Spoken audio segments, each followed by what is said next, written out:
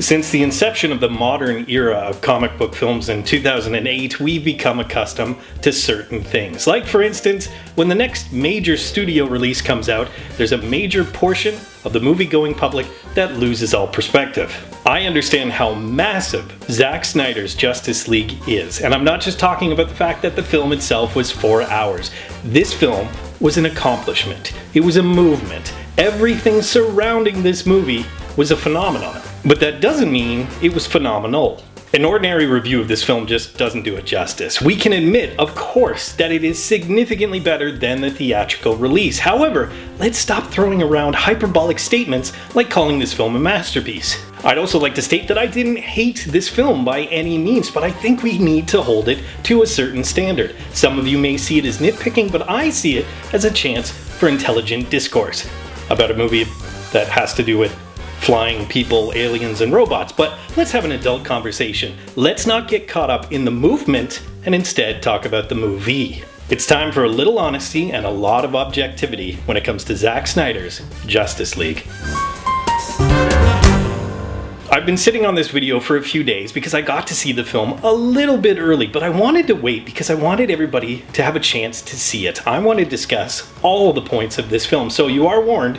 Spoilers are ahead. As you're watching this video, if you enjoy what you see, why not give it a like? And if you don't hate me for being honest, consider subscribing if you haven't done so already. Let's talk about one of the best aspects to come out of this movement. Zack Snyder, love him or hate him, take him or leave him, love his films or hate his films, he seems like a man who is genuine, a man who loves his fans, a man who loves his family, a man who is well respected by his fans and his colleagues, a man who didn't deserve to have happen what happened to him. So the fact that he got to finish his version of the film is a testament to how much respect he has in the business and how much respect he should have had in the first place. The catch is that sadly there is a cabal of Snyder stans out there who can be among some of the most toxic fans on the internet, and that's really saying something. So I would just speak to those people directly. You don't have to bully or belittle others. Some people can enjoy Marvel, you can enjoy what you got. And what you got was tremendous.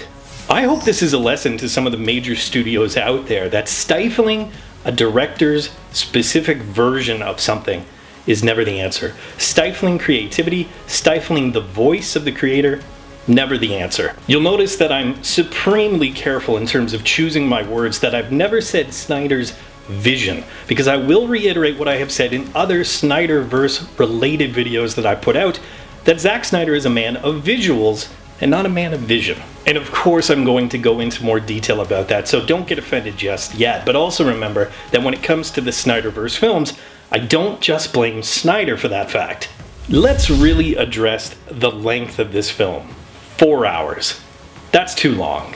4 hours of the greatest film on earth, which some of you may consider this film to be, is still too long. And this is why I talk about vision. Men and women and creators who are visionaries have a very succinct, sometimes concise, vision of what they want. And I feel that Snyder was a bit all over the place. 4 hours pretty much proves that. Snyder needed to censor himself. I feel this is why I don't call him a man of vision, because he was allowed this creative freedom, finally, justifiably by Warner Brothers, and yet he didn't use that freedom responsibly. We have the introduction of Martian Manhunter, tons more backstory, and some of it works for the movie and some of it doesn't, but the creator has to censor him or herself. Steppenwolf, Cyborg, Flash, all real fleshed out characters. And sadly, it did fall upon Snyder to do so because Warner Brothers didn't really do it properly. If they had their own individual films before this, if we had more backstory in other films before this, Snyder wouldn't have had to shoehorn all of that character development in. And I will arguably say that Zack Snyder's Justice League had some of the best writing in the DCEU to date because of these character moments. We got to see Ray Fisher really flex his cyborg muscles, his acting muscles, and prove what a great performer he is. Same goes for his co-star and on-screen dad Joe Morton, another fantastic actor who got an opportunity to shine, a storyline that was deserved of that particular performer. And yet another storyline where a father sacrifices himself. Snyder's got a hang up about that. I'm not sure what that is. A lot of these additional scenes for both Cyborg and Flash, while they work to really flesh out very important contributing members to the Justice League, are also symptomatic of a larger issue when it comes to Snyder, and once again it goes back to him being a man of visuals, not a man of vision. The pet shop scene when Flash saves Iris, the football flashback when Cyborg is developed a little bit more. All great moments, all important moments, but that trademark, that Snyder slow motion trademark, while contemporary alt-rock classic songs play and we're supposed to feel more emotional about action scenes, is definitely overplayed. Specifically, that car crash and the extreme close-up of a poppy seed off of the hamburger. Why is that important? Again, a man of visuals, not telling the story, but really showing people things that are superfluous. I loved getting to see Apocalypse, Darkseid, Desaad, Granny Goodness, all of this richness in the DCEU that had really been missing. All of this mythos surrounding this so-called universe never really seemed universal. It always seemed kind of episodic. So this might have been part of the reshoots that Zack Snyder did, part of the $70 million that he spent. However, this really worked for me, and again, really made me want to see more of the Snyderverse, which is ultimately his job. Once again, I go back to the fact that Warner Brothers just really messed this up in the first place. Man, it should have been earned. These moments should have been built up slowly in the actual Snyderverse rather than scrapping them completely and then in the director's cut popping up out of nowhere. I realize he can't really win with me because these are moments that I loved and yet they still didn't feel earned. Awkward moments and awkward timing. There was some great writing in this film, and I will admit, great, but there was some really piss poor writing as well, and it really came down to timing. Wonder Woman's action sequence in the beginning was fantastic. Why that was cut in the first place, only that other guy knows. But the fact of the matter is, it was great to watch, but then it was ruined by that one little moment where she talks to one of the young hostages. Wonder Woman had just eviscerated a man on screen and then turns to a young girl who isn't traumatized at all, calling her princess and saying, "You can be whatever you want to be."